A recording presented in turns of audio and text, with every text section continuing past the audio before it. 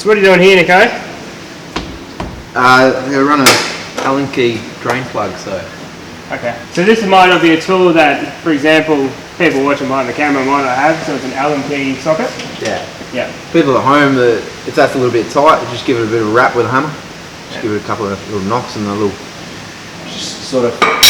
Don't go nuts on it, but yeah. Give it a little nip. But for people with Allen keys, it's pretty easy.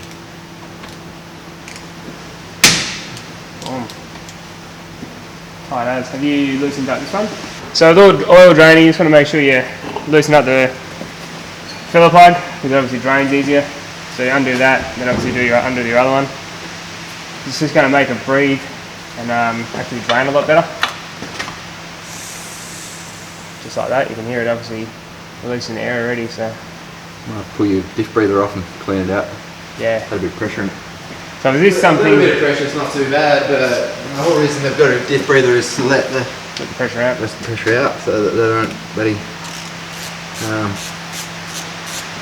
pop your axle seals and all that sort of carrying that. Alright, everybody watching at home, we've taken the rear diff out, or the oil out anyway, and we've actually found some little metal fragments in here. So it's concerning, but not hugely concerning. As Nick was just talking about, you know, it probably will pop if I get a little bit excited, especially running a little bit more power through it. But yeah, looks like I'm up for a new diff, but bugger a new diff, I'm just going to put a locker on it. But anyway, that's what you'll find. If you get a fair bit of shards, probably hard to see in the camera, there'll be a little bit of shards hanging off the side there, because these have got magnets in them, so all the metal gets caught on the plug. And there's a fair few shards in there. So what we're going to do is actually get a little camera that Nick's got and just see what's in there, see how bad it is. If it's really bad, I'll just get a new diff for the time being till I put a locker on it. But that's what you don't want to see, which sucks. But anyway, that's what we do these services for, to find these things before it goes bang. And yeah, we're going to get in there with the camera and have a look. So next step of this process, what we're going to do is just have a quick look into the diff with Nick's special camera, and from there hopefully we can see nothing too bad, hopefully not, but if it's pretty bad I'm just going to have to probably invest in a locker, but that's alright. Nick's just going to find his little camera and we're going to jam it in there and see what we can find.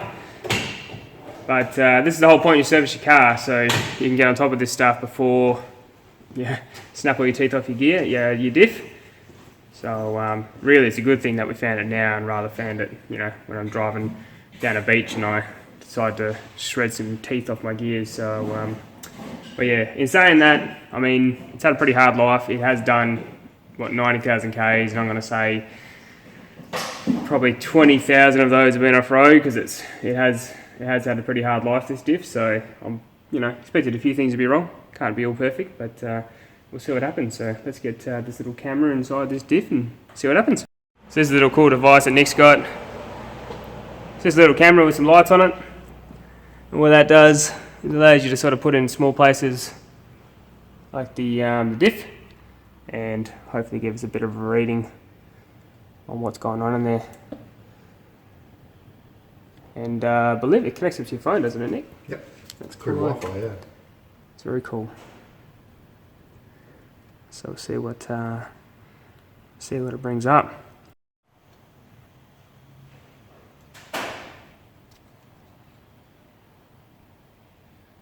That's the back of the housing.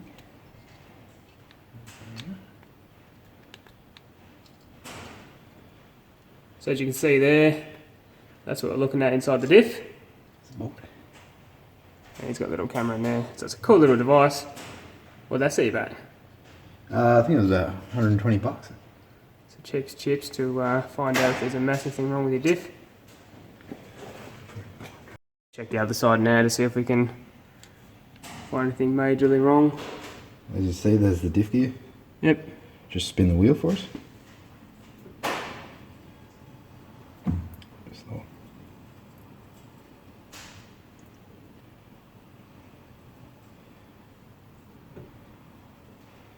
Still got all its teeth. So all the teeth are still on there, so that's always a good thing.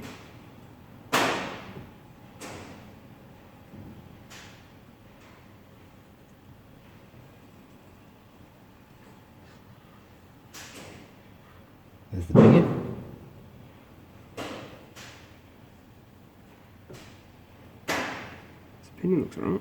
Yeah. That metal could have come from Yeah, what's that? Yeah. just oil on the gear, probably. Is it? Yeah. Just doing its job, picking up oil. Yeah. Oil, gear oil's obviously really thick so that it sticks to the teeth. Yeah. But the pinion looks fine and the ring gear looks fine. Could just find that metal will be coming from the little spider gears on the inside of the carrier. So essentially what you're saying, Nick, when I point the camera at you, is put a locker in it? Well, yeah, why not? Just put a locker in it. That's a cool bit of kit though, I do like that. It's probably the coolest thing. It's pretty cool. It's got little LEDs all around it. So You can actually get a bit of light in there. So the diff looks alright. Like the gears look okay, so we haven't got missing gears, which is a extremely good thing.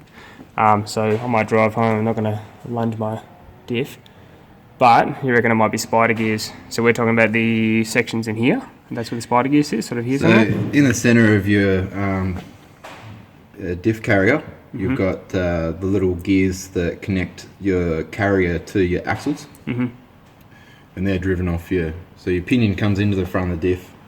It's like a little cone shape. That's what we're looking at the front there.